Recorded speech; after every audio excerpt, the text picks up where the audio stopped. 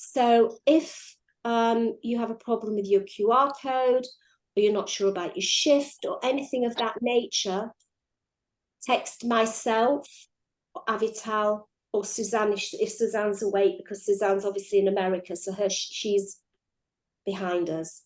Okay? Because that's why things get missed, is because I'm not in that group that often. And today that cost some people time because they were texting in that group. So I apologize. Avital, is there anything that you would like to say while we're together? Hi everyone, how are we doing? Happy Hanukkah. Nothing in particular, just I guess the ongoing of the scheduler. Just to continue that, checking the scheduler and putting yourselves in when you find availability. I continue doing the polls only because we have gaps in the sometimes in the schedule on a particular day. So I just figured let's do both for the time being, but eventually we want it to be no polls and only on the scheduler and for it to fill up. And I'm just thinking out loud with everybody how we can make that into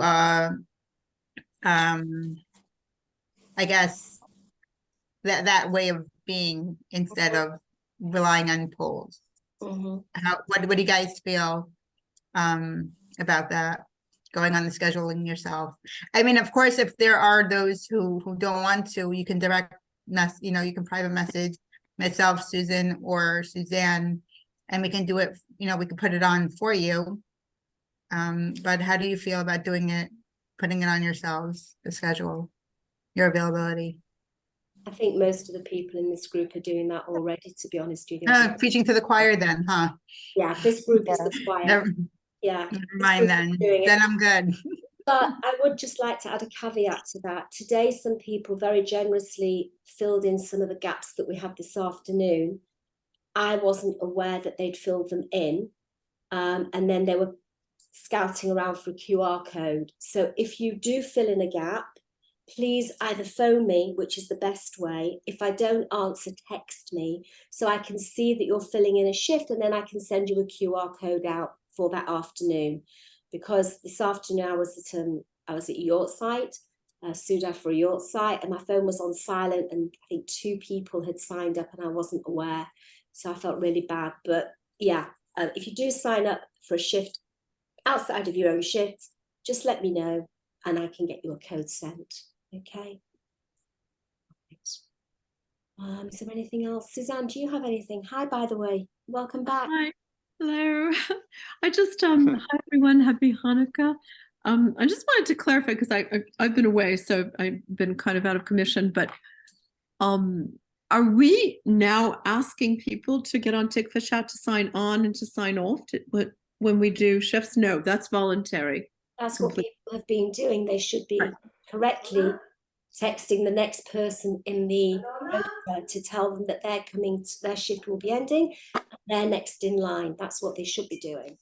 The Tikva Chat, somehow, I don't know why that happened, but it did, and that's caused a lot of confusion amongst people. So it's not, we're not making up policy, because Scott Feldman was the one who started that, which feels secure about, but it's fine to, I think it's fine to text. Let's get rid of Tikva Chats. I would love to disown it, to be truthful with you. Maybe you can call it something else and then we're not involved with it.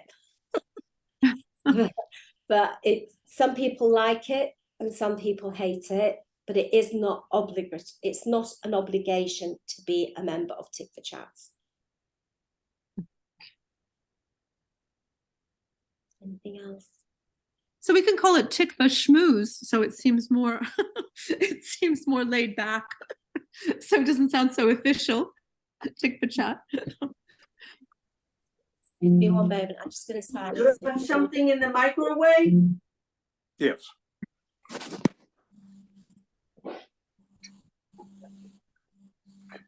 Hi, Susan. I think she's on a call.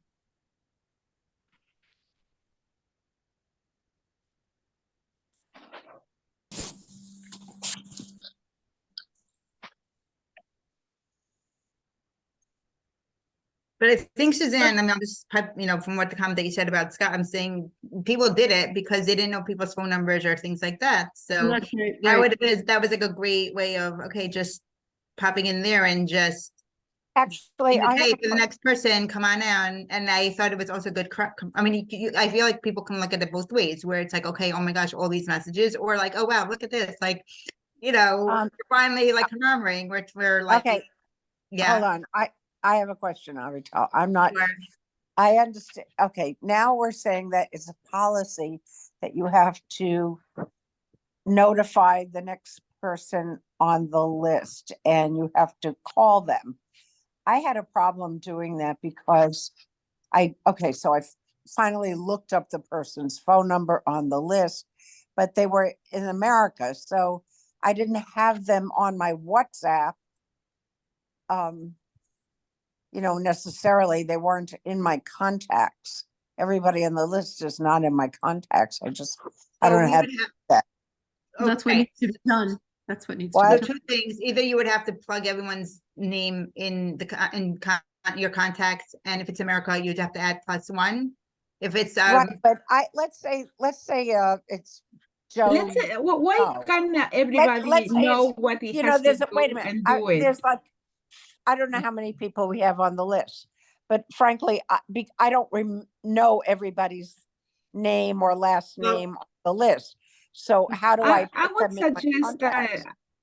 I agree with that actually. I suggest that everybody shows responsibility and connect when they have to connect and disconnect exactly when they have to disconnect. that would be in an ideal situation, and a lot of people are doing I that. prefer- But what Adrian is So trying to say, but what Adrian's trying to say is that in order to do it, because what TICVA wants is that not only do we text them on WhatsApp, we also call the hotline. Now, there's two things that are going on. Firstly, anyone out of Israel cannot call the TICVA line unless they have an Israel number. So what we said for the time being, until we get a voice Google number, whatever, that works for everybody, the ones that are out of Israel will text or call them directly on their personal numbers. So people like I live in Israel and a few others here, you, Adrian, live in Israel. So what we want, we are still doing the old way of calling or texting them and calling the TICVA line. Like we're still doing both. Out of Israel is only doing the texting, and then hopefully we get a reply saying, okay, I logged in, and that's it. And then we take their word for it, of course. But Avital, what I'm saying is I have no problem calling. I know, I'm getting to that. So okay. Your issue is the WhatsApp of you wanting, you don't want to put in 100 numbers. No, I don't. Correct. That's why, like, for example, Scott did, because at the time he didn't know the next person's number. So I said, he just decided to put it on the group because everyone's on the group. And I thought it was brilliant. Other people hate it because there's so many messages. You just text the group. Okay, next person is, let's say me, say Avital, I'm logging off, you're on, and that's it. And yeah, but Susan just said the group is optional. It's so optional. Not everybody and if is on somebody the hates group. it, and if I see what you're saying, if they're not on the group, then you're gonna have to, yeah. So He is not on the group. I don't want to do that. I'm not going to put okay. So 100 people in my let's tell Susan what we were talking about. So Adrian basically was saying is that how she doesn't want to put in 100, all the volunteers, their WhatsApp, to put into WhatsApp, because how we do it, and we said for TICVA, is that we're going to be texting the person and calling the TICVA line. So my understanding for Adrian, if she doesn't want to do it that way, let her just call the TICVA line and cut out the WhatsApp, and that's hopefully somebody is going to be on the other line, and then you don't have to do both. It's up to Susan. Well, it's either text or call. You don't have to do both. Oh, we don't have to do both. No, but I think, I thought we had to do both. No, but I think on a Friday night, on a Shabbos, it's kind of got a bit mixed up. I think somebody texted me, and I don't know why, but my phone went. I don't know why I didn't hear the text. So I have no problem. I've asked a Shyla, okay, and this applies to those who want it to apply to. I've asked a Shyla of a Rav I've asked a Shiloh of Rabbi Yoni Rosenwag, who is a specialist, a halakhic specialist, now become quite world renowned in Shilohs to do with mental health. He's the first person of his ilk, really. And I've asked him all the Shilohs to do with a helpline. And because I was getting into trouble from my son because I was putting my phone on silent when I went into shul. And when I came out of shul, I came home, put my phone onto sound, because obviously that's what I would like. I need it to ring in the house. Anyway, he says anything to do with a helpline, whether you need to send a WhatsApp message to the next person to make sure they're going online. If you want to put your phone on silent, you want to switch your phone off silent. If you need to check the rota, who's on rota, because it's all comes under the title of Pekuach Nefesh. Therefore, anything connected with a helpline is perfectly okay, as long as it is for the helpline and you're not doing stuff that you think, oh, I can do this and I can do that. Specifically, Susan, you told me that just applied to you, not to no, everybody. this Shiloh is for the organization. It's what? I asked it on behalf of, I've set the tikva line up in a way that it's Shomrei Shabbat friendly, because I don't want to be mechaling Shabbat and I don't want other people to be doing that on my behalf. So if you receive a QR code, you are allowed to log in with the QR code. Okay, you're allowed to log out after your shift. Anything that you can do for the group, for the helpline, is classed as Pekuach Nefesh, and therefore it's okay to do it. And I asked that Shiloh on behalf of that applies to all of us, is what you're saying. If you want to ask your own individual Shilohs, then please do that. But I asked on behalf of setting the helpline up, because for me, it was important, you know, as a Shomrei Shabbat woman, it was important that I was doing everything that was halakhically acceptable. And he kept saying to me by the end of the conversation, Susan, I've given you my pasak. If it's to do with a helpline, you just do it. So that's his answer.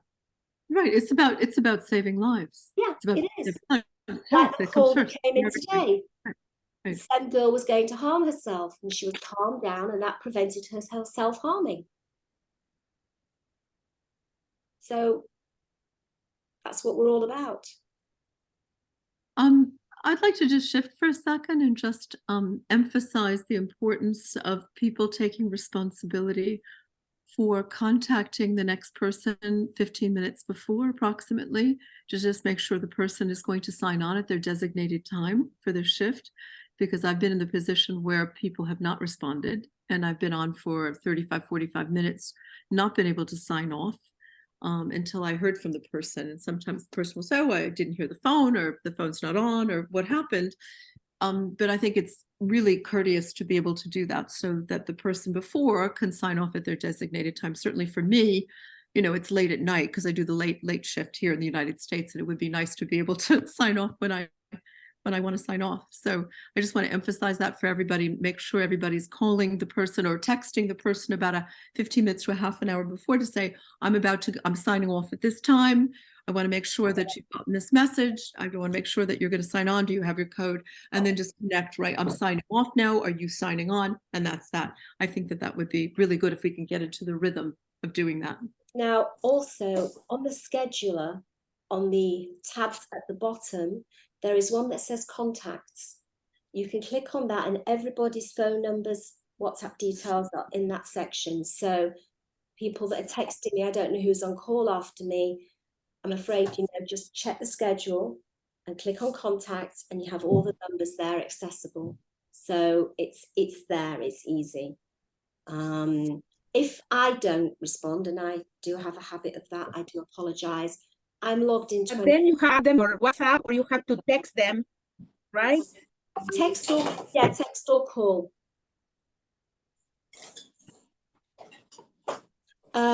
What I was going to say to you was that how I am going to text them to the US. I mean, like, this is, I don't know how people feel about it. Do you have what? You have WhatsApp, Aida? Aida, WhatsApp. I know the WhatsApp. So but then basically I have to add everybody as a contact to be able to text them. Yeah. Am I correct? Not because every, if not, I have to call them. or I have to use So I text had- message, like the regular text message from the phone. Yeah. It may or may not work in America. Most it will. people on the group are on WhatsApp. That's the whole thing with the setup. It's all WhatsApp. So you have So the, then, I but mean, not everybody, I had to add them as a contact in order to contact them. When they are in the group, they may be just phone numbers. So I have to go and see what phone number correspond, and then I have to add them to my WhatsApp, and then I have to call them. Right? That's what is expected. Maybe I'm wrong in understanding what is expected. All right, to look them up, you have to have the number in your phone roster in order to be able to contact them. I'm finding when I So, look at but like listen, they know what they have to do. I mean, I am being contacted usually by Susan or by someone with a reminder, with a code. This is all well organized. At least I feel it's very well organized, like they are putting a lot of effort into that. I assume that they are doing that with everybody. Am I correct? with the code. Yes, sending Yes. the code and the reminder. They send the reminder and the code. First they send the reminder, then they send the code. yes, I do. So if everybody is receiving that, I would assume that everybody has enough responsibility to follow up on that, to connect when they have to connect and to disconnect. You went on mute. Yeah, You that- went on mute. Oh. Right. That's the same issue that I had. I felt that it's each person's responsibility. And yes, I Absolutely. understand that if somebody has an emergency, and I have forgotten once in the past, that's not a good thing, because you wouldn't want to sign off if the other person is not getting on, but they should, now that we have the system of sending the reminder and the QR code, it's much easier to remember that, your shift, you Yeah. know it, you have to save the QR code. And it is difficult, as I said, for me to personally, for me to have to enter, 85 to 100 phone numbers in my WhatsApp Everybody. and to remember their names to be able to do that. well, not to complicate the situation, but when you go on the Tikva chat, you can just message them directly without saving I'm their not name. on the Tikva chat, and Right, so that's being in the another- Tikva right, so- chat is not mandatory. Right, No, right. right. So that's No. another thing. That's why Susan said, just call the Tikva line and just make sure the next person's on shift. Logged I'm in. doing, I'm calling the Tikva line. Susan said that, but Suzanne said she thought it should be our responsibility to notify someone 15 minutes before. I don't think so. No. My Yeah, understanding that's- that was my understanding that we're supposed to contact the person a few minutes ahead of time who's next on the shift, to remind them that we're going off shift and to let them know that they are on shift and to please sign on. Right, there was definitely talks of that. Yeah. That was back But a few I months. think as technology and as, I think it's a case by case, situation where, and Susan, I guess, I mean, we're really just learning now in terms of how things go. If some people are not able to do certain, I mean, it's up to you. It's up to Tikva to see how we want. Do we want to make that enforce people to know to know I don't think we can enforce That's anybody. WhatsApp, like to message the people, or and for the context, or are we okay? Like it's really what we're comfortable with, or we just call the next person without it, because there are times where we call and they're not on shift yet. And Suzanne, or other people who are taking the really early morning shifts, or like have many hours that they were already on shift and they need to go. It's not fair to the person that's on shift.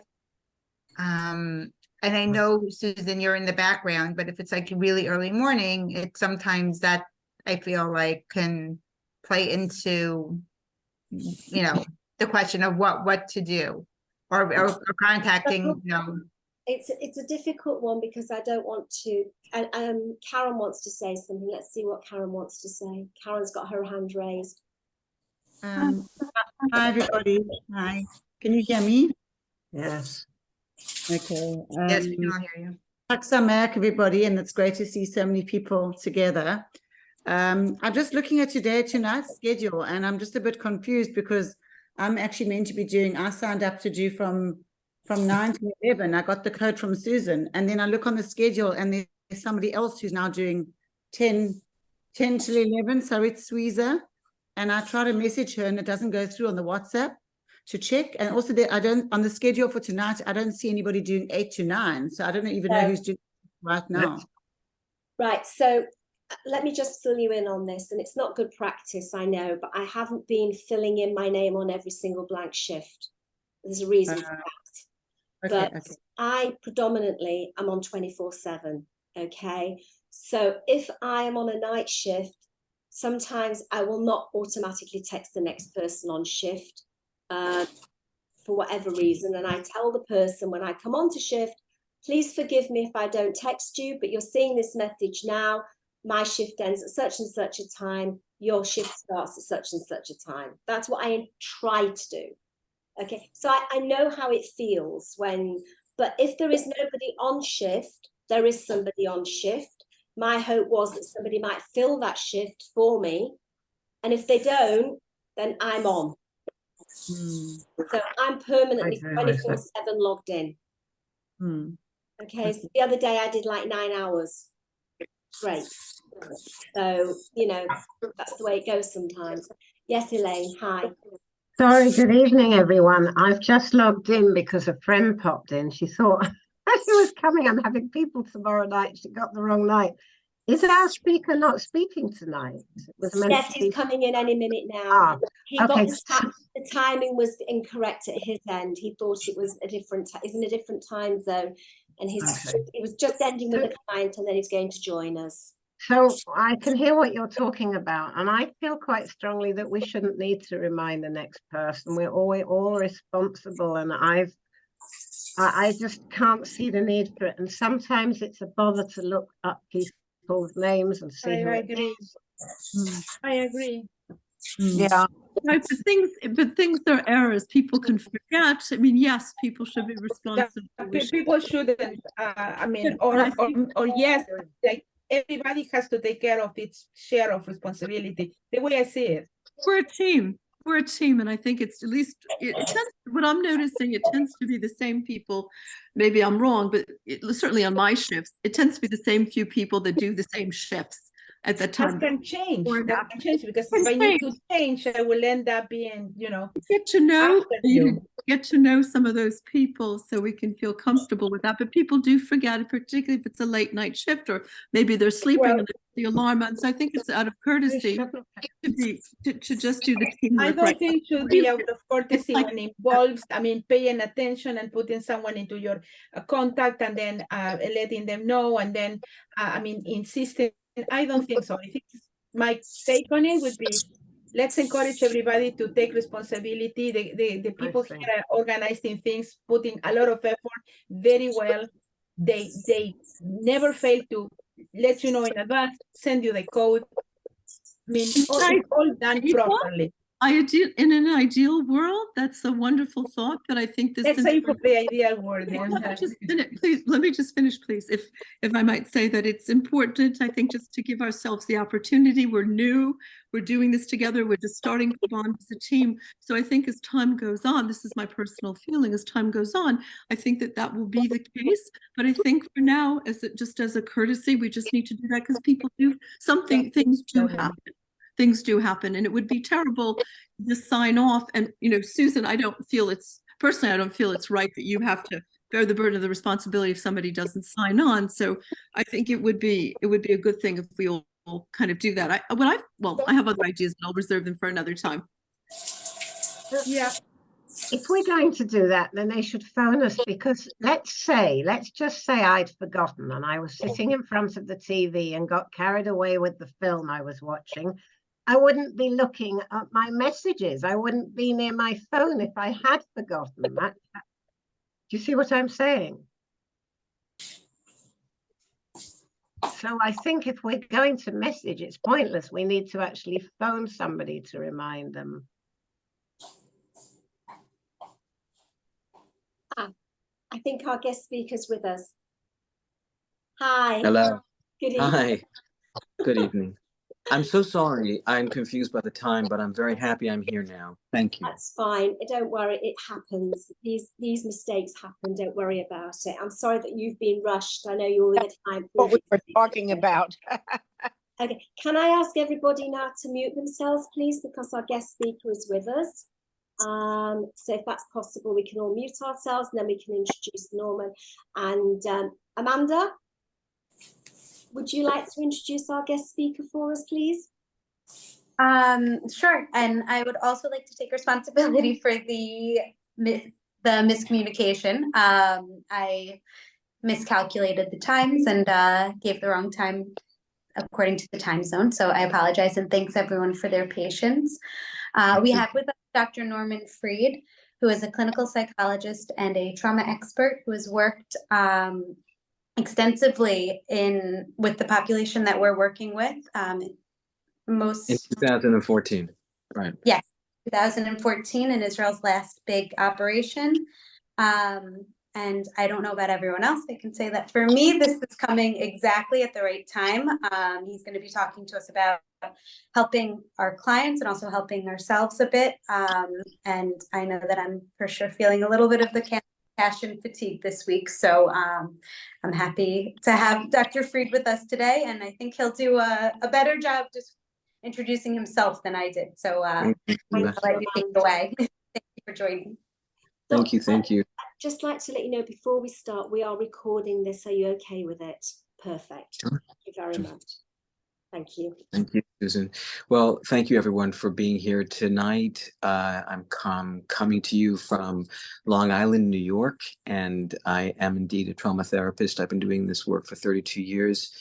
And a lot of what I'm going to talk about today comes out of a book that was published at Orion Publications in Talpiot that I wrote 8 years ago called Reclaiming Humanity, a guide to maintaining the inner world of the child facing ongoing trauma.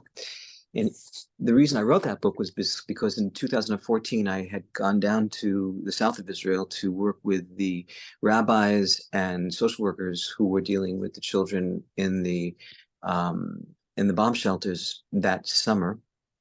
And the question that was constantly asked of me was, how do we help the children maintain a sense of humanity in a world that's filled with so much trauma? And I kept saying to the rabbis and to the social workers, just when I get back to the States, I'll send you an email. And I sent an email that was about 100 pages long, and Svi Maurer of Orion Publications was gracious enough to publish it. So it definitely will help in terms of the work that I'm talking about here, because it manualizes the 32 years of work I do with traumatized children and their families. I'd like to start by just giving a little mini lecture on the sequelae, the signs and symptoms of trauma in the lives of children and their families, and talk a little bit about some of the things we can do to help these children. But I also want to open it up to questions and answers, because I find that giving answers is the greatest way to provide help to those of you who came, and I don't exactly know what it is you came for. Hopefully we'll touch upon all of those issues for you. The three most powerful symptoms of trauma in the lives of children, particularly in war-torn nations. One is a sense of disconnection from others, whereby they feel that nobody but them has been going through this experience, and that they feel. So hold on one second. I think I lost everybody. How do I get back? Well, we can. Do you see? Yes, we see you, Norman. Okay. Fine. Then I'll just continue talking.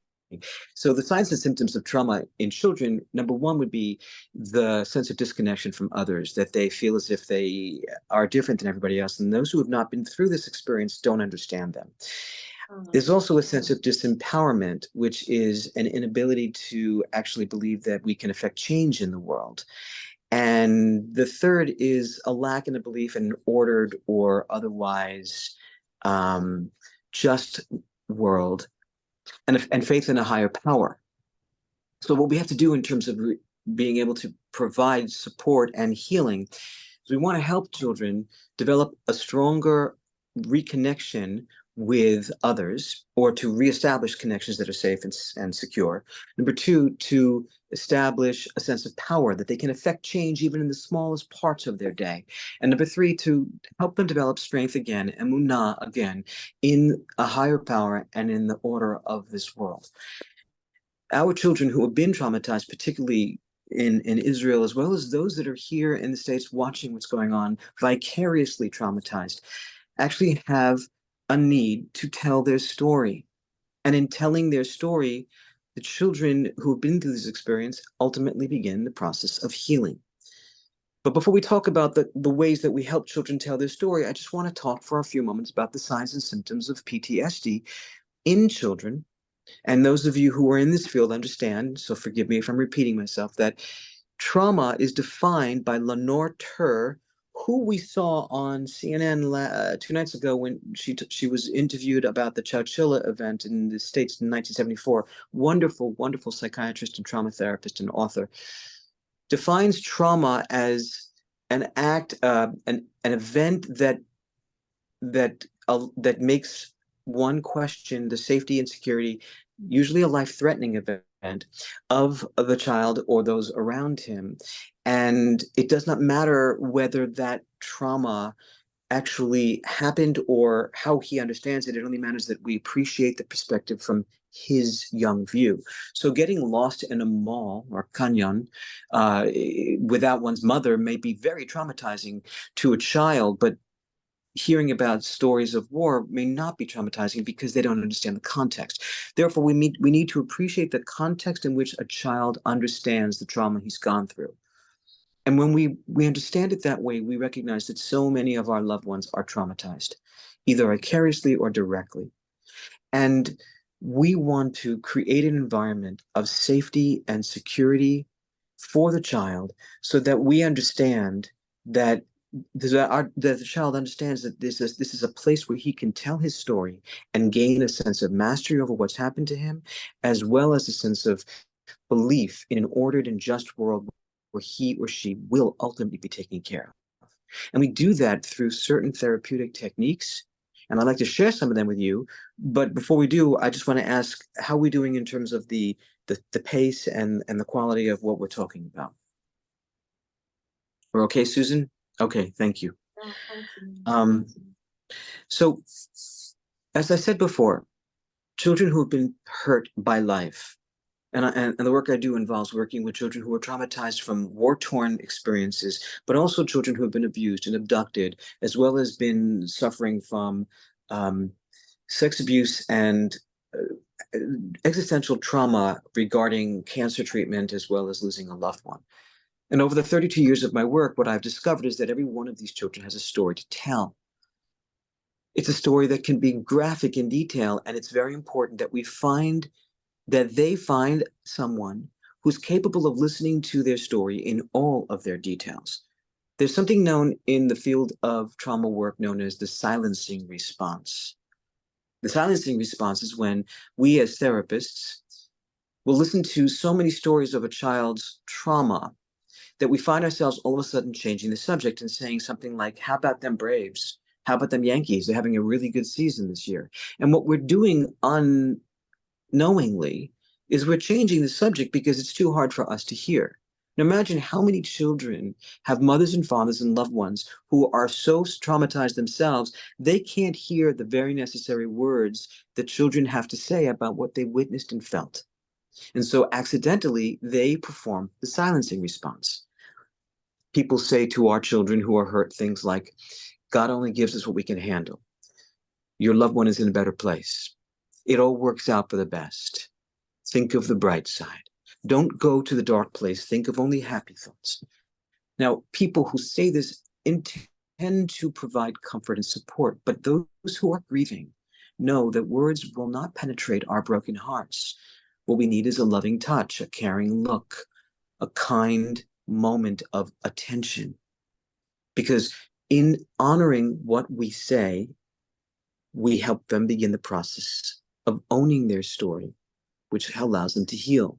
And when we allow children to tell their story in all of its gory details, they get to hear the most powerful words in any language. Anima amin. I believe you. And so many children who have been hurt have become anesthetized from their pain, and they're not allowed or comfortable to tell what it was that they went through and what they heard. We know that Emily Hand, among many other child survivors of hostage in Gaza, are speaking in whispers because they can't verbalize in language what was done to them or what they feared and what they still recapitulate in their mind in the prison of their own psychic memory. And so we need to allow children who've been hurt to be able to tell their story in whispers, lovingly, in the presence of someone that says, Ani Maamin. And I will tell you, as a therapist in this field for 32 years, there are many mothers and fathers of children who've been hurt that will say that's simply not true. There are credos and certain religions and certain cultures that won't allow these stories to be true, so they silence their child.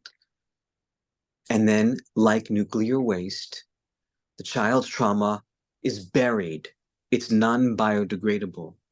It doesn't go anywhere. It just stays there, buried and hidden. Like Jacob in the pit after being thrown down by his brothers in the Torah.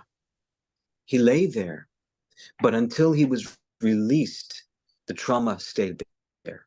It's very important that we allow children to release their trauma through their story so it doesn't fester and poison the soil in his path, which would be their mental health, their physical well-being, and their family relationships, their academic concentration, their ability to sleep and eat well. And so, as clinicians, we listen.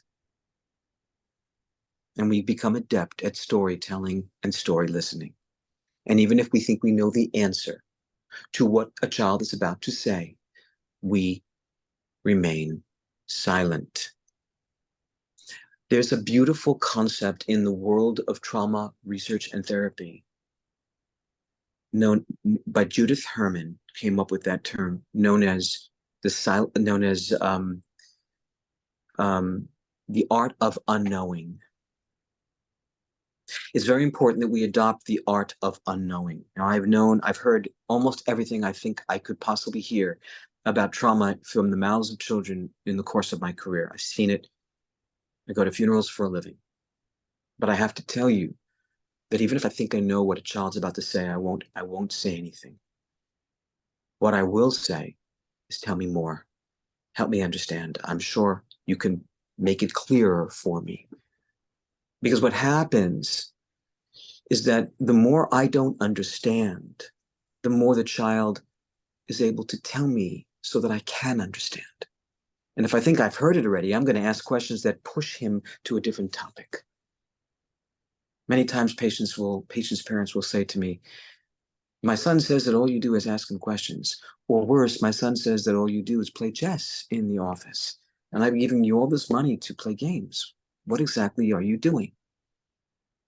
It's very hard for parents to understand that while I'm playing chess, I'm experiencing the child's symbolic imagery, that he takes the king and the queen and he throws them into the king and the queen on the opposite side. And he throws the pawns down. And what he's showing me is that this is what happened on 9/11, that airplanes went into the king and the queen of my side and knocked down the towers, and all the people never came home. And this what happened to his father on 9/11, 22 years ago. And so sometimes embedded in the symbolic play, as well as in listening, we will hear what a child has to tell us, the forbidden fantasies, the forbidden games, the forbidden fears that parents don't allow us to say, we allow children to say. So the art of listening to a child's story has 4 important reasons. Number 1, these events were done to them, not by them. So it's very important that we allow children to tell their stories so that they can actually begin to process that this really did happen. It's not something that has been likened to a flood floating around the outside of the head. this really happened. And the more I tell it to you, the more I own that it's my story and the more power I gain over this sense of disempowerment.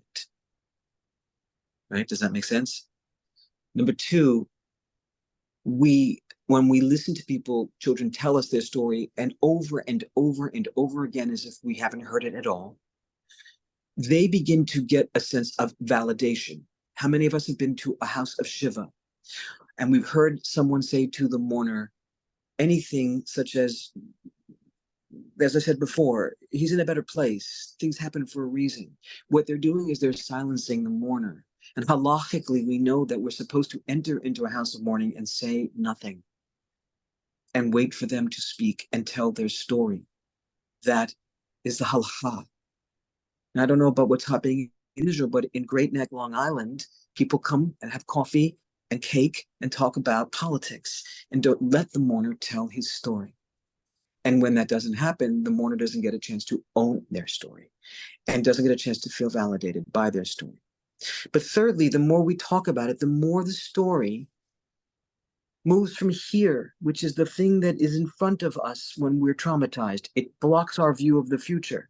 And the more we talk about the thing that happened to us, the more we move it alongside of us, where it becomes our unbidden companion through time.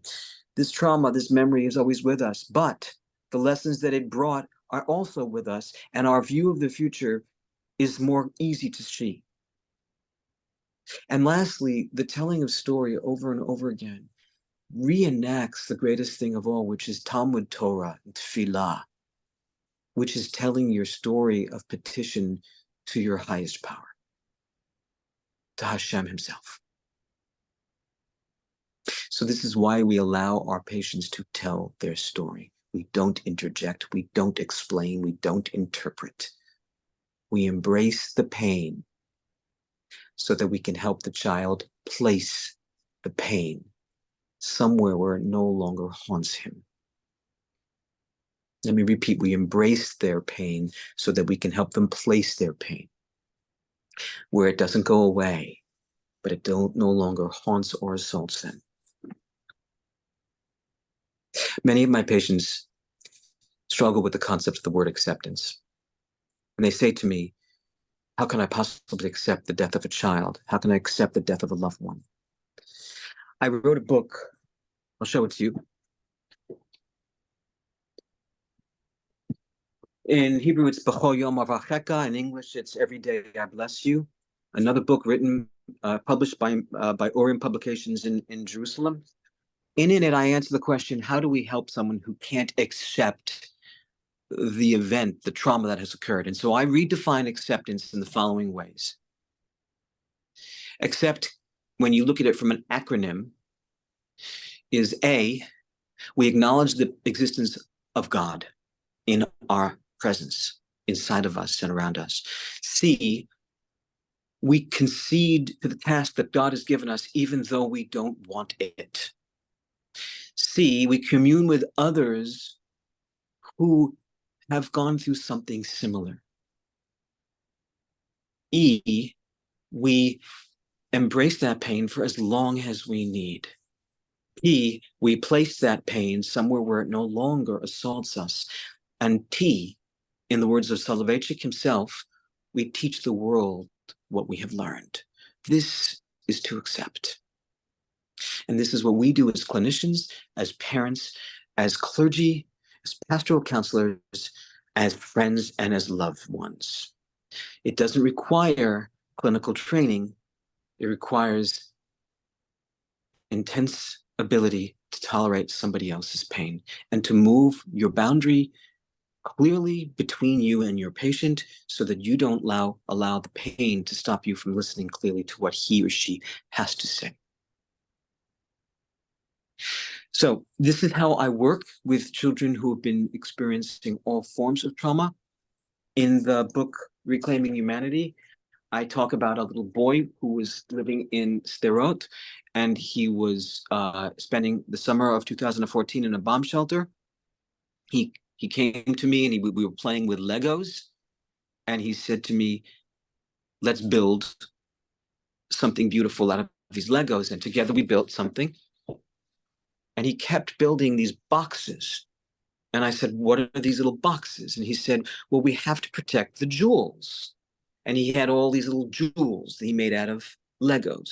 He said, we have to protect the jewels. And he kept making boxes. And finally, he slipped up and he said, we have to protect the Jews. That's why we're making these boxes. And in the 1 hour of play, we never once spoke about the Scud missiles, the Iron Dome, the fear, the noise, the hiding under staircases.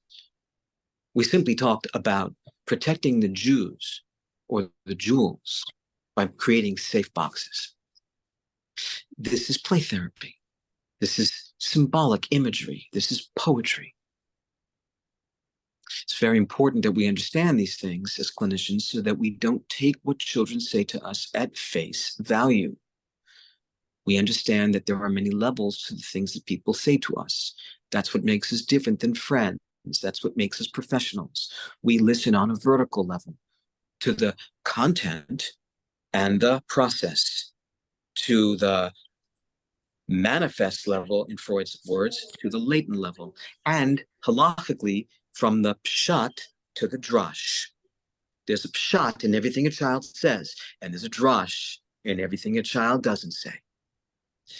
So forgive me, but another book I wrote is called The Angel Letters.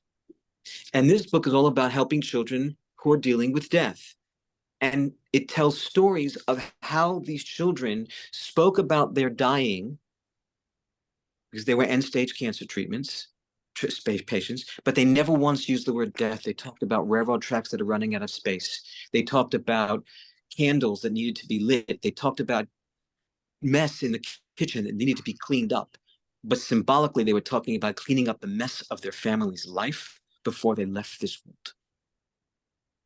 So I share with you that the way we do this work is with love and endurance, with boundaries, with an open ear to the poetry of a child's traumatic play and a child's traumatic story.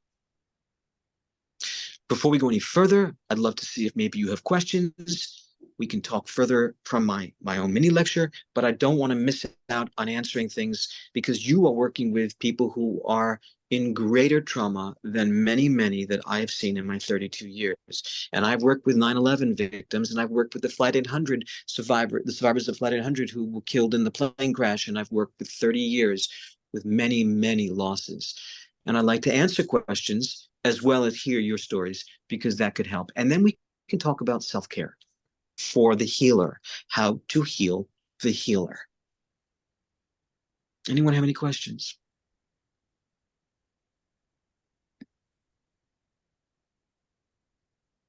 Anybody have any? Yes. I was thinking Heidi did, but she was just kind of, I think, looking forward. Heidi?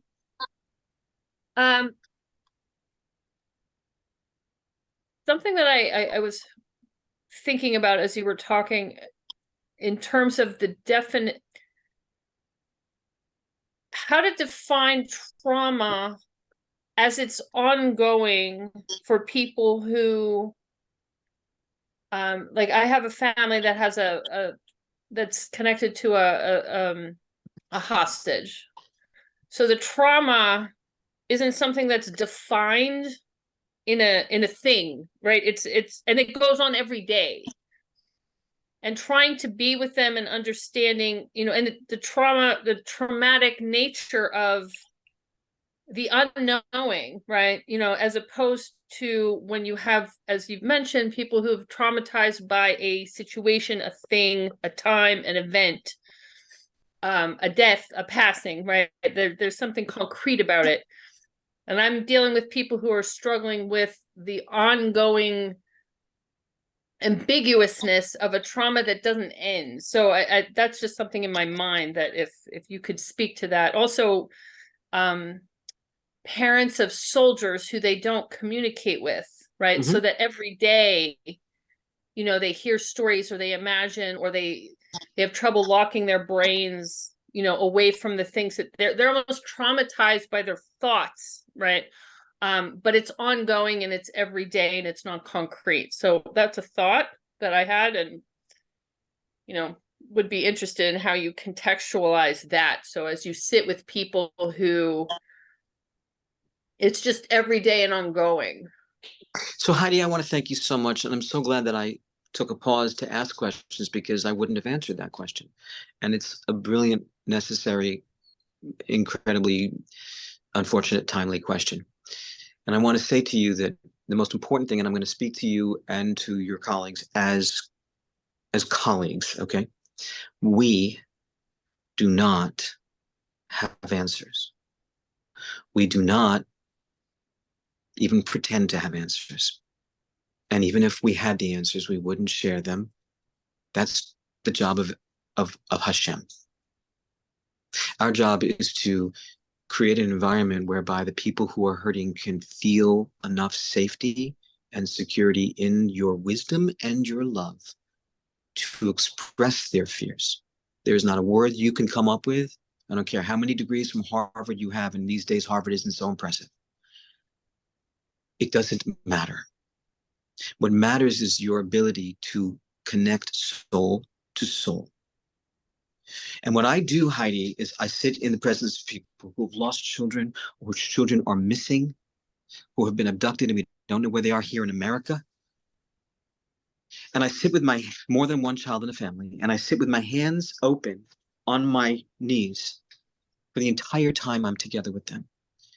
Because I imagine, I'm sorry, please forgive me, I don't imagine, I feel the power of God and his love come through me, and I don't want to close off whatever God can use my channel as by holding my hands closed or putting them down or covering my mouth. I sit and I just say, God, help me tolerate the pain so that I can help them get through the pain. And I am not interested in healing them. And I'm not interested in coming up with pithy or poetic words, because they will not work.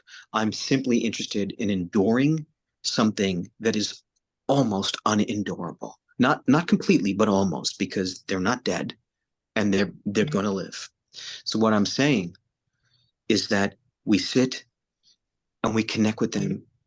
We connect with their neshama. We don't think about them intellectually. We don't think about ourselves and how we sound or look. We just connect soul to soul. And when you said the word try, Heidi, it got me a little scared. I don't want you trying anything. I don't want you to try to help. I don't want you to try to listen. I just want you to be there. Because after a time, every single person in their life who has promised they will be there, they will do it, they're there, anything you need, you call me, every one of them will have disappeared. And you will not. And you will hear the same story over and over and over again. And everybody else will have said, I know, you told me that. And that's the silencing response. But you, Heidi, will sit there and just endure and hold their pain. Carl Jung, the great psychoanalyst and follower of Freud, described psychotherapy, in his view, as being akin to what is the word that when you heat up metals and you melt the metals and you purify them. Melt? No, I'm sorry. Melt? No, God, what's wrong with me? The word is a famous word. It's alchemy. So he describes therapy as alchemy. Now, alchemy was an ancient ritual where people would take the metals and they would melt them, and they would create a container of liquid, I guess malt, and they would watch and stir over time until it purified and cleansed. So Jung says that's what we do with the soul.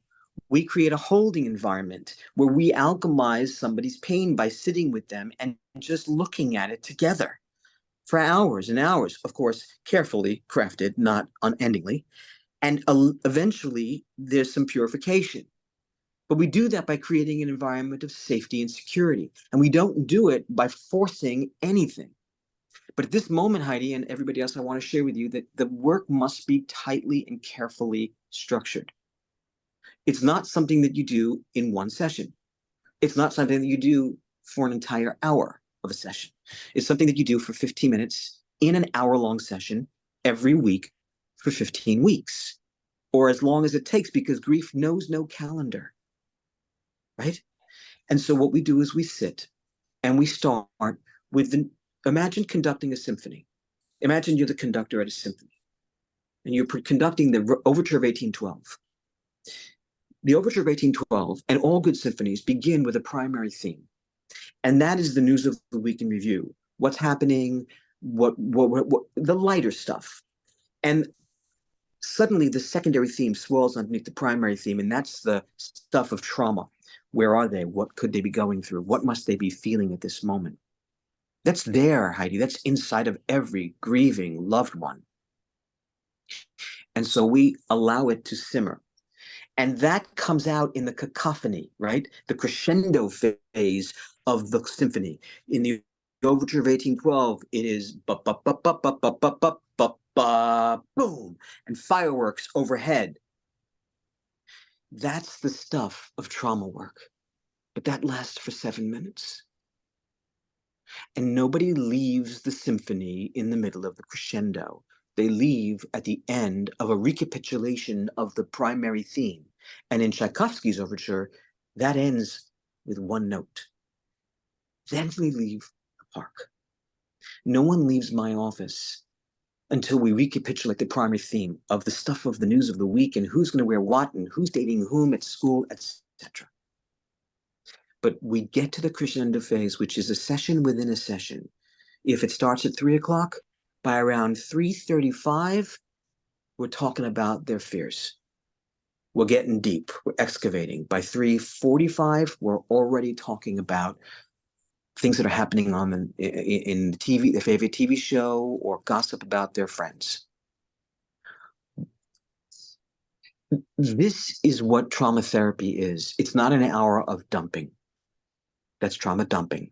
And what happens is you'll never see the patient again because they will be overwhelmed by their own fears. So we choreograph it very carefully. And for your patients, Heidi, as well as for all of yours who are talking about the unknowingness of what's happening with their loved ones, you must be able to tolerate in that mini session within the session, you must be able to tolerate their darkest fears. Are they being raped? Are they being tortured? Are they hungry? Are they crying? You must allow them to imagine their darkest fears.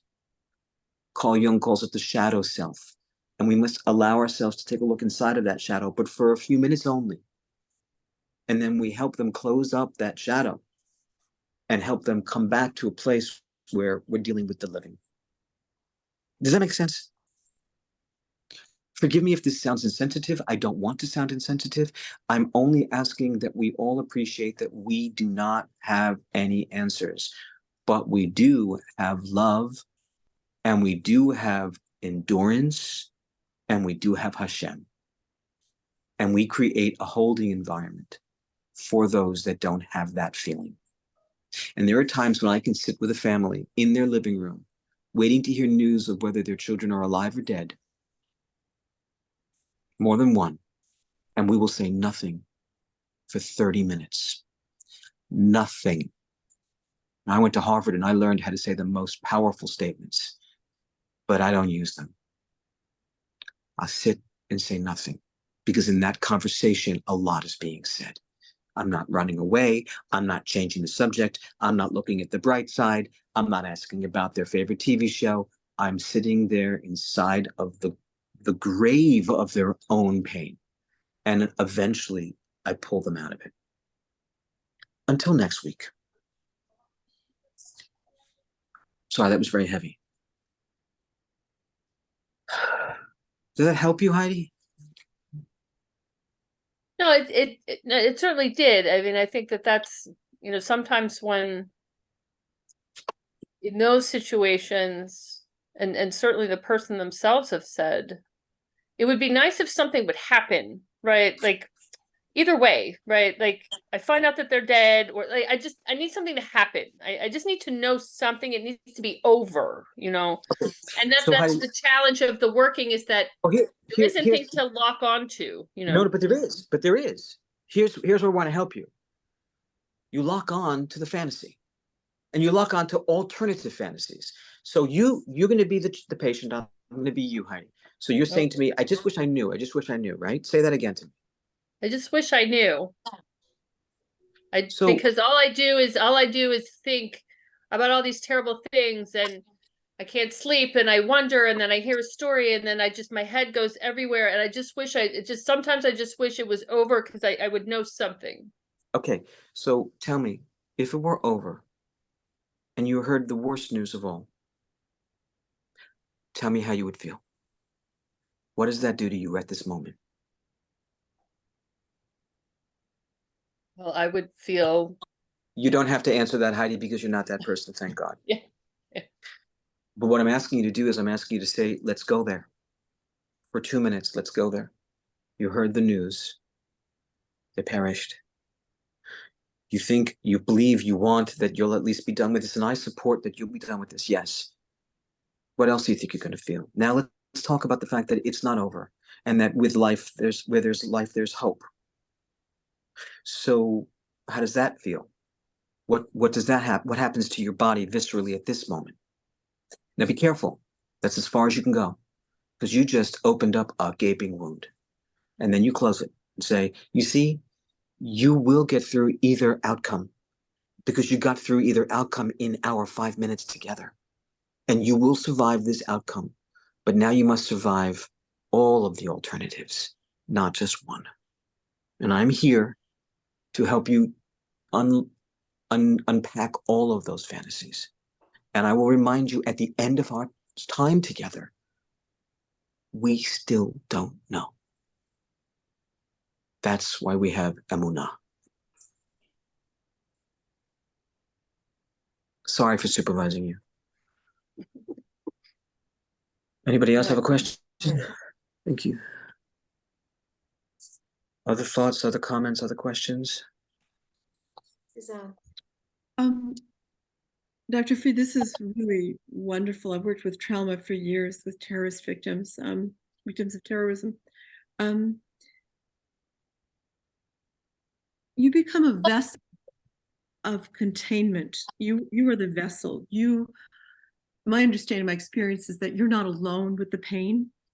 The person is not alone with the pain, because you become the person that accompanies them through this horrific remembrance.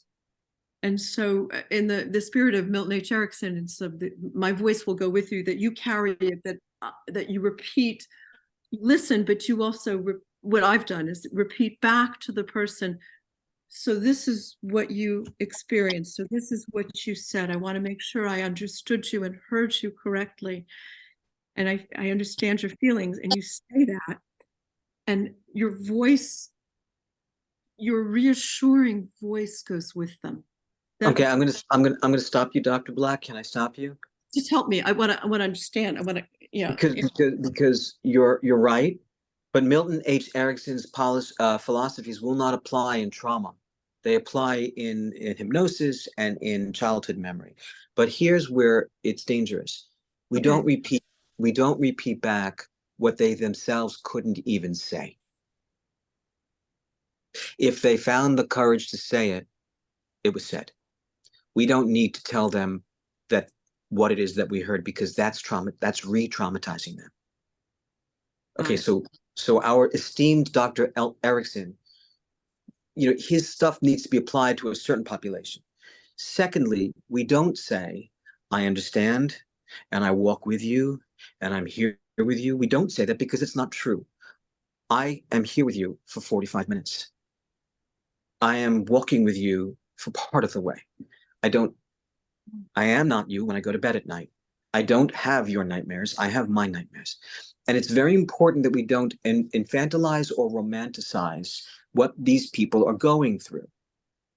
You can be as compassionate as I believe you are, Suzanne, but we also have to be respectful that nothing that we feel is even close to what they feel. I've been through my own personal traumas. I absolutely have. Many, many, many. And more to come, I'm sure. But I use my experience, my visceral experience of those traumas to help me identify with something that's happening in front of me and the patient. But I never say I understand. I say, teach me more. I want to understand. I say I don't and couldn't understand, but I really don't know unless you continue to tell me more. And I don't say I'm with you, because there are times when I'm not. I'm sick. I have another patient. I'm calling a half hour late because I got the time wrong. I'm not always with you. I really, really believe in the purest form of vulnerability and integrity. And I want you to pour in love, but I don't want you to pour in love that you don't have. I'm sorry if that was tough. No, thank you. No, this was helpful. Okay, thank you. Now, I have 3 sons. None of them have cancer. None of them have died of cancer. None of them have been traumatized or kidnapped or taken. None have been hurt or died in a car accident. None of them are drug addicts and overdosed. And this is my population. And yet, I have suffered so much pain. But when I'm sitting in front of a mother who doesn't know where her son is, or has gone missing, and there's information that he's on drugs and they don't know where he is, I just sit there and say, tell me more. Tell me more. I want to be a vessel, but I'm not really a vessel. I consider myself more a channel. I'm not going to contain your pain. I'm going to be a channel of your pain to Hashem. For those who actually have emunah, if you don't believe, that's a different story. But I don't bring up God in my sessions, but I believe that God is with me, and what I can't do, God will do through me, because God doesn't have hands, and I'm not going to anthropomorphize God. God doesn't have a voice, not one that we're allowed to hear. So I will have my patients hear my voice, but I won't be a container. I will be a channel through which greater energy, hopefully, can be received. Do you see the difference there, Suzanne? Okay, thank you. And God bless you for your great work. Thank you. Sometimes I have patients who say to me, I say, why did you leave that last therapist? And you know, what went wrong in the old, you know, when you have a patient who has been in therapy before, the first thing you ask is, well, why did you end that therapy? Because you assume that the reason that they ended it is going to be the same reason they end your therapy. So you want to know what not to do wrong. And sometimes they'll say, well, you know, my therapist pitied me, or they had that pouty look on their face, or they felt sorry for me. And I couldn't be around someone who felt sorry for me. I need someone who's not afraid of my story, who can take it, who isn't even going to blink or flinch at something that I have to say. And so, yes, you want to understand, but you also want to admit that you will never understand. But you also won't disappear in non-understanding. Do any of you remember, I mean, you're in Israel, but there was a TV show when I was growing up, and I'm 60. There was a TV show when I was growing up in the States called Columbo. Yes. And Columbo was this, you know, Peter Falk was a detective. And, you know, we would watch a murder at the beginning of the show, and then he would kind of figure out who it was. And he always came back and he would have this kind of bemused, befuddled, feckless quality about him, right? He would say, no, wait, I just remind me again, where were you? And what happened next? And wait, I'm sorry, I forgot, what was the name? And the more you do that with someone who's who's recounting their story of trauma, the more you're helping them get deeper and deeper in the trauma. If you say, yeah, I know that, tell me more, you've just silenced them. So I try to be a little like Columbo, not when I'm doing marriage therapy, not when I'm doing eating disorder work, but when I'm working with people who've been traumatized, because they need for me to be at their pace, not at mine. Are there other questions or thoughts? Comments? I'm going to say something. I'm going to do something slightly unorthodox. I'm going to say that, Mike, you have a very, very pensive face, and you have me very curious. Is there anything you want to say? You have to unmute yourself. Mike, unmute yourself, please. Mike, unmute yourself. Oh, he doesn't have anything to say. Oh, okay. There's a button down below that you can use somewhere. Okay, wait. I can't do it. Okay, but thank you for your beautiful face and your. There, I'm unmuted. I've unmuted. Go right ahead. I was What going was to your ask you. question? My question was, you have a very beautiful face that looks quite pensive. Is there anything you had been thinking or wanted to share? I'm listening to what you're saying, Okay. and I'm trying to apply it to how I relate to what you're trying to say. I truly believe in Hashem, but I don't use him as a tool when I talk to somebody. Why not? Because that's not how I work. Okay. Would you consider it? If I felt it was right, if I felt I was with the right person who could understand. For example, I have a soldier that I work with who is Canadian, who comes from a very Chabad background. So I actually use her to educate me about my religion. Well, that's channeling God, isn't it? It is. But by giving her that ability to direct me, it allows me to direct her. So that works. So you have to understand, I am not a therapist. Okay. I am by trade the person that all the soldiers come to. Okay. I'm the senior director of Kipolim that has to deal with lone soldiers. Okay, before, during, and after their service. And this war is my third rodeo. I fought in the first Lebanon War. I fought in the second Lebanon War. And I spent about 30 years in the reserves in Gaza. Okay. 2 weeks ago, I don't need the kavod. And 2 weeks ago, a young lady who I took care of as a soldier of mine, who lived with me for 10 years, was kidnapped. And we got her out of being kidnapped about 4 days ago. Last Friday, she was the last one that we got out. Okay. So it was a very, it's a very heartfelt thing, because not only did I personally know this young lady, she spent every Shabbat in my home, and I led her through her service in the army. So people call me because they don't know what to do before, during, and after their service in the army. And they need direction. Right. They need me to be very tough, but to be very loving. Right. And you are. So That's who I am. I'd like to jump in and just say something about the whole concept of using God in the work that we do. I'm not at all saying that we speak of God. I don't speak about God in therapy. That's against the American Psychological Association's credos. I'm not going to proselytize in therapy, although I do teach pastoral counseling at the Jewish Theological Seminary in New York. But I want to say to you, Mike, and I work with a lot of people who are not Jewish. So I have patients who are missing children who talk of Christ. Now, I don't talk of Christ, but I sit there with my God with me, inside of me, and I hope to channel that energy to them, whether my God is the same Christ that they believe in.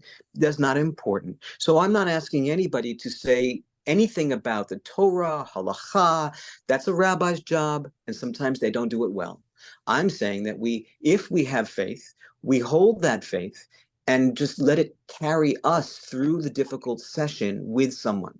That's all I'm saying. And by the way, what's beautiful about this one by patient, being ourselves. Right. By being ourselves, by being human, by being a gift of God. And what's beautiful about what you said about that patient is that that Chabadnik taught you a lot. And remember what we say, the consequences, the sequelae of trauma are a sense of disempowerment. So you gave that patient, that person, a chance to feel powerful by being your teacher. You consulted with the expert and you gave her the chance to be your expert. And that, my friend, is trauma therapy. And that, whether you want to hear it or not, Yashikoach. Well, Susan knows me pretty well already. I'm the last one that takes a compliment. Yes. All right, don't But take I'm the it. I'm first- giving it anyway. But I'm the first one to show everybody the true love of what it means to be considered a good human being. You know what? I Amen. can say it to you in one sentence. My father was a child in the Holocaust.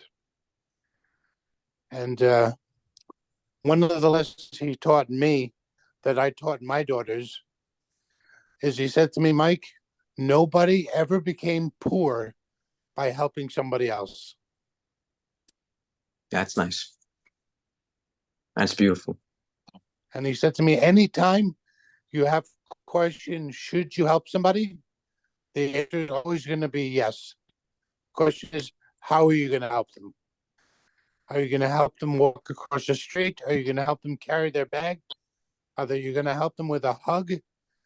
Or like I do in Hebrew, you know, when people ask me, Mike, how are you, Maslumcha? I give one answer because I know the one answer I give them is always going to make them think. My answer is always, Od Yom B'Gan Eden, another day in the Garden of Eden. And they said, oh, this is the Garden of Eden. Well, it sure as hell is in hell. So what are you going to make of it today? Good. Good. You're identifying with them because we are all searching for Gan Eden, for the promised land, and we hope we will find it. Thank you. Are there any other questions or comments before we move forward? Rena has Or her hand up, please. Rena? are we running? Sorry. Amanda, we have time? We allotted an hour and a half, so it's up to you. Yeah, no. Okay. And your pacing, but Right. Just a few more things to say, but any other questions before we move on? Rena, can you unmute yourself, please, Rena? Yeah, hi. I'd just like to address the, you spoke about God, but you spoke about, of course, not bringing it up in therapy. And Unless they bring it up.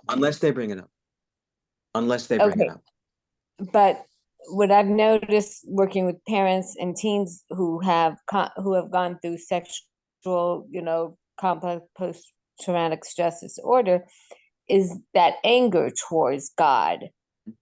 How do you deal with that? Because God is part of the healing process. When there is so much anger towards God. Let me ask you something, if I may, Rena, and I hope this doesn't make anybody uncomfortable.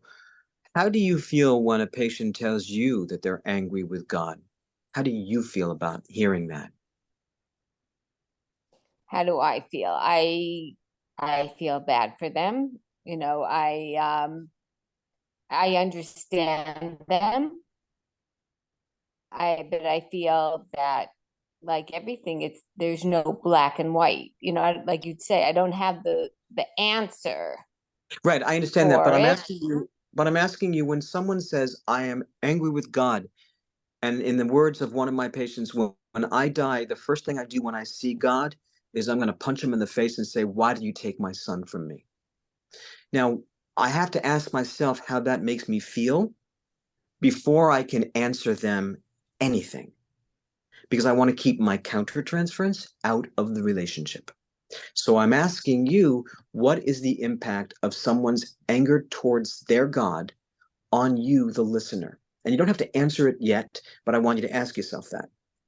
Because it's very important that we appreciate that our patients are entitled to the full range of their emotions. And according to the Rav, we are all born with the full table of our emotions. And so anger is absolutely welcome. And what I say is, tell me about your anger. Tell me what about God's actions, as if we can anthropomorphize God or even blame God, because some will say it's not even about God and God is hiding behind a veil and he has nothing to do with it. So there's so many ways to interpret this. I simply say, tell me what you're angry about. And the reason I say that is because I believe that God can take it. So go ahead, tell him how you feel, because God can take it. And they have to let their anger out because we are human. We were born with human emotion. We do not have the infinite, immortal experience. And we are trying to, with our finite mortal brains, try to appreciate something that is immortal and infinite. And we never will, not in this body. And so we surrender. And when we surrender to something we don't understand but believe in, we allow our patient to say, I hate God. I'm angry with God. They curse God. And I allow it because I believe that God can take it. Because in Shamayim, in Olam Haba, anger doesn't exist. It's part of the ego that was given to us in this body, but we don't take it with us. So I say, go ahead, tell me your anger. I don't believe that God has his quote unquote hand in many of the injustices my patients go through. But I'm not their rabbi, and I'm not God's spokesperson. I'm just letting God hear them through me. See the difference? Because if I thought I had an answer, I would burn out 30 years ago. I do not have an answer, but I have the tolerance and the strength to help them come up with their own answer. And as long as it doesn't make them reckless or injurious to themselves or others, I'm okay with that. And so many of my religious patients have sworn off God, sworn off religion, and I sit there and say, as you wish. This is what you need to do if you feel you need to do that. And I say privately to my God, I hope they find you again, because I know you never disappeared. And I hope they find you again. Does that help you, Rena? Yeah, thank you. You're welcome. Thank you very much.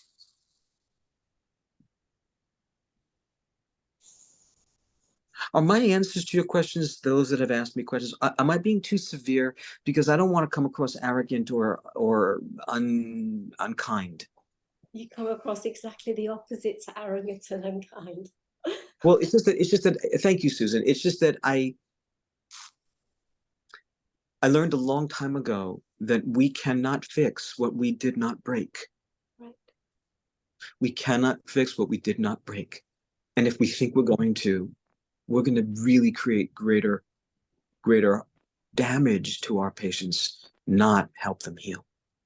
Right. And please remember that healing is present participle. No one is ever fully healed. I don't believe in that word. But we are always healing. And it's interesting, in Hebrew we say hevanti, hevanti. But in English we say I understand, which is really ani mevin. And what's so fascinating is that in Hebrew we use the past perfect. Understood, understood. But in English we say, it's not understood, but I'm understanding as we go along. No offense to Hebrew. I just want to say healing is not past perfect. Healing is always present participle. So perhaps maybe we can wrap up. Is that okay? Yeah. Because it's heavy. I'd like to share with you that if you were to go to Steinmatzky's or Amazon, if you were to find any book that you think would be interesting of the things I've written, I would ask you to read Reclaiming Humanity, wherever it is, because it is really a very simple manual on how to help our children with trauma, particularly in Israel. There's a book coming out in 2 months from Simon & Schuster, and it's a workbook on surviving childhood trauma, and particularly childhood trauma through the form of sex abuse. And I have a movie coming out in March about surviving childhood sex abuse. So hopefully you'll be able to get those things as well. But in the meantime, Reclaiming Humanity is something I'm very proud of. I want to also ask you to invite me back in the future, because I'd love to be able to help with more supervision. And when I am in Israel, I'd love to sit with you in person, because it's very important that we all combine our shared wisdom and bring the Shekhinah together with us so that we can help others in the process of present healing. So I want to end our talk by telling you a story, and it's not my story. It's a story from Rabbi Harold Kushner. The story is as follows. Once upon a time, there was a little boy, and his mother sent him to the store to buy a loaf of bread. and he was gone a very long time. And his mother began to panic. And when he finally came home, she said, "Where have you been? I just sent you for bread." And the little boy said, "I know, Mom, but on the way home, I found a boy with a broken tricycle." And the mother said to the boy, "You don't know how to fix tricycles." And the boy said, "I know." So I sat down on the curb and I helped him cry. And that's all we do. That's all we do. We don't know how to fix what we did not break, but we do know how to help loved ones cry. And if you do that, you've done God's work. So thank you. Thank you. The messages have been flying into me to say what an amazing, interesting, incredible speaker that you are. And thank you. I feel so overwhelmed by the way that you've spoken to us tonight, and the education that you've shown to us, and the care and the love that oozes out of you about your work. And yes, we would definitely love to welcome you back. You tell us whenever you would like to come back, and you're more than welcome. I'm honored. I'm honored. I'm honored. Oh, I want to tell you. I want to tell you something. I have an Instagram account, and I used to talk every day on Instagram about trauma and bereavement in 60-second bites, and I had a small following. And when the war started in Israel, I began speaking on the Instagram about my thoughts on anti-Semitism in this world, and I all of a sudden got 3,000 new followers and 50,000 hits a day. And with that semi-fame came unbelievable hate. And I have been called a baby burner, an occupationist, a dirty Zionist. I've been told that shit flies out of my mouth. Please forgive me for cursing. And that I do what the Nazis did to my family. So I have to tolerate the Yetzer Hara that exists in this universe, and I combat it with the belief in Yetzer HaTov. But for you to say what you said to me, Susan, really strengthens me and gives me more confidence to continue with my messages on a daily basis. So thank you, thank you, thank you. And if anyone is interested and you do have an Instagram, you just have to go to my name, which is Norman Fried, one word, Fried, and you'll see I post daily videos for 60 seconds about how to survive trauma. Thank you so very much. You're very welcome. Thank you. You're all so kind, and I feel like I got a chance to spend a little time in Israel, so thank you. You're welcome anytime to Israel. Thank you so much. I'll let you know. Thank you. Thank you. And to Mike, as well as all of you, I say, Kol hakavod lachem. Kol hakavod lachem. Ani modeh lachem. Okay? Thank you. And I hope we see each other soon. Be in touch with Amanda, and Amanda will be in touch with us. Amanda and I talk all the time, so absolutely. And, not all the time, but I have to say that I have regards from our CEO, and I don't know if you know Liami Lawrence. Apparently you shared a room with him at university many years ago. He's asked me to ask for your email address so he can be back in contact with you. My email address is, if you're ready, and you can all email me if you want to, DocNormNY, and that's spelled DocNormNY